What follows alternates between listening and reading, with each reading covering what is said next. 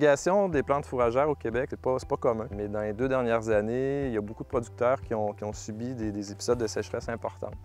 Donc, ça a fait qu'il y a plusieurs de ces producteurs-là qui se sont retrouvés avec un volume de plantes fourragères qui est insuffisant pour subvenir aux besoins en alimentation du troupeau. Fait que cette situation de rareté-là, qui est un peu généralisée dans certaines régions, a fait que ça a fait augmenter le prix du foin, fait qu'il a fallu importer pour ces entreprises-là du foin qui venaient d'autres entreprises ou ailleurs, même dans d'autres provinces.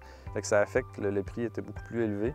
Même certains producteurs ont dû diminuer en fait le nombre d'animaux parce qu'économiquement, ça ne permettait pas de subvenir aux besoins du troupeau. L'irrigation des plantes fourragères, ça se fait ailleurs au Canada, ça se fait ailleurs aux États-Unis ou dans le monde, mais au Québec, c'est pas quelque chose qui est très fréquent.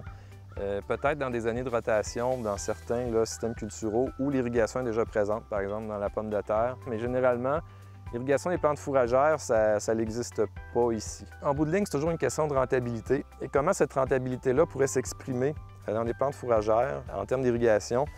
C'est l'idée de faire un projet comme ça. À petite échelle, dans un premier temps, comme on fait en ce moment, mais l'idée, c'est d'en faire un à grande échelle où on va faire varier les conditions, varier les types de sols.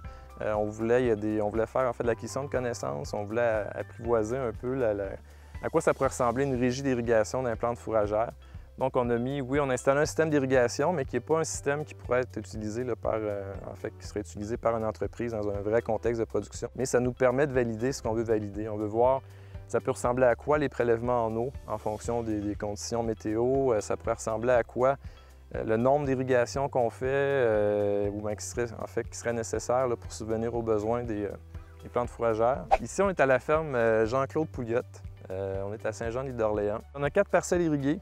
On a 4 parcelles aussi non irriguées.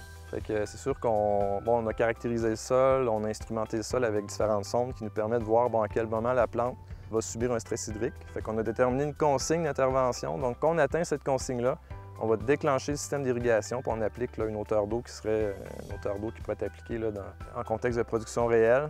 On regarde comment la plante réagit à ça et on regarde aussi éventuellement à la fin c'est quoi le rendement que ça va donner. Il y a un volet aussi qualité qu'éventuellement on va ajouter dans un projet de plus grande envergure. Une situation de sécheresse ou de stress hydrique va affecter le rendement, mais va affecter aussi la qualité de la plante fourragère. Puis comme cette culture-là sert à alimenter les animaux, la notion de qualité est très importante. La durée du projet ici, c'est 1 année, en fait 1 été. L'idée, c'est d'alimenter un projet à plus grande échelle qui va durer sur plusieurs années, aussi sur plusieurs sites. Parce qu'on comprend qu'il n'y a pas 2 étés qui sont pareils, donc la pluie en termes de quantité, en termes de distribution, ça varie beaucoup. On essaie d'avoir une variabilité de conditions parce que l'idée, c'est de voir est-ce qu'on peut en venir à rentabiliser l'irrigation des plantes fourragères pour être capable de dire, oui, adopter cette pratique-là basée sur des résultats qui sont solides. Là.